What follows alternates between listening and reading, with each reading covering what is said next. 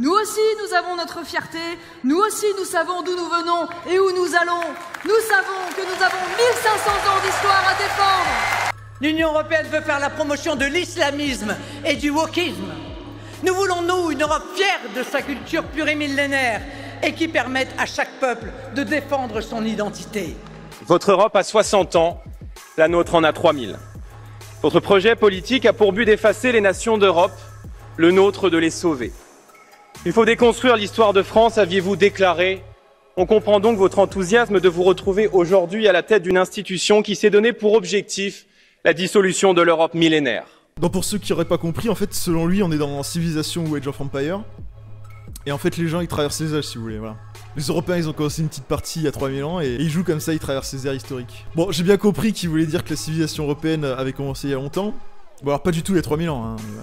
En Europe, la civilisation à proprement parler, elle a commencé avec la civilisation romaine. Avant, c'était des peuplades celtes primitives, donc grand maximum au 8e siècle avant Jésus-Christ, et encore, parce que les Romains envahissent l'Europe au 1er siècle. Mais de toute façon, les civilisations, elles évoluent en fait, hein. Les Européens de l'époque, ils avaient absolument rien à voir avec les Européens du 18e siècle, qui eux-mêmes avaient rien à voir avec les Européens d'aujourd'hui, hein.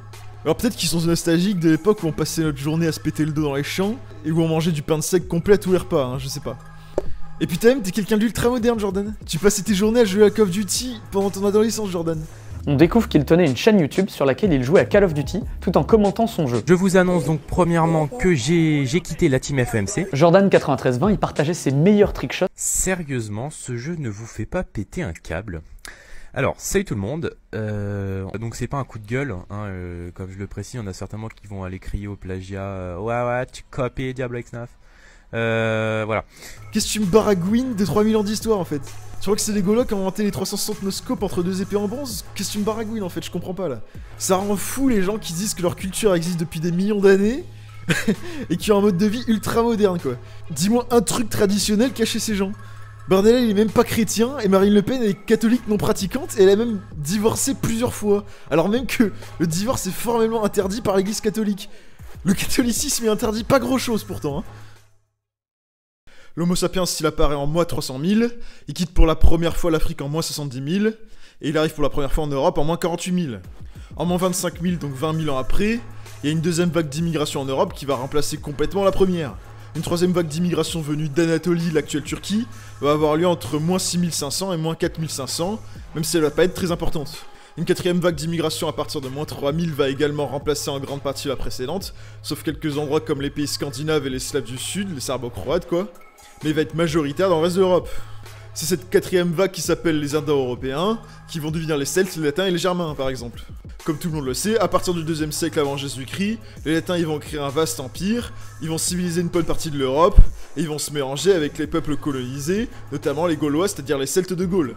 Puis l'Empire romain d'Occident va s'effondrer en 476, pour laisser place aux peuples germaniques, qui vont combler le vide politique, comme avec les Francs et Clovis Ier à partir de 481.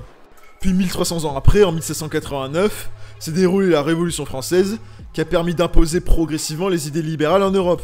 Alors qu'est-ce qu'on peut en conclure? Premièrement, que 3000 ans d'histoire sur 300 000 ans de préhistoire humaine, c'est très peu. Deuxièmement, que l'Europe et n'importe quel morceau de planète en général, c'est l'histoire d'une succession de migrations et de domination politique qui ont transformé les gènes et la culture des habitants, et qui a donc absolument rien d'homogène. Et ça, c'est une carte qui montre l'importance de la religion dans la vie des gens en Europe, qui montre que c'est relativement hétérogène, et surtout que ça a beaucoup évolué par rapport à l'omniprésence de celle-ci au Moyen-Âge.